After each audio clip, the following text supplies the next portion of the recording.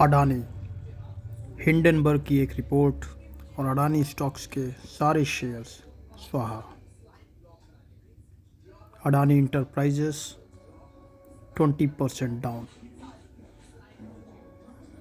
Adani Greens 25% down, Adani Ports 23% down, Adani Power 10% down,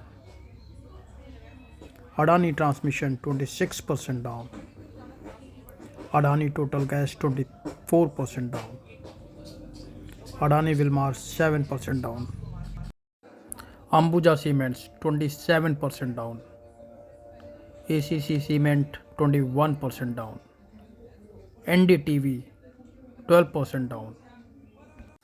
इतना ही नहीं, LIC जिसने खुद अडानी के कई शेयर्स में इन्वेस्टमेंट कर रखा है, इस हिंडनबर्ग रिपोर्ट की वजह से खुद भी धड़ाम हो चुका है।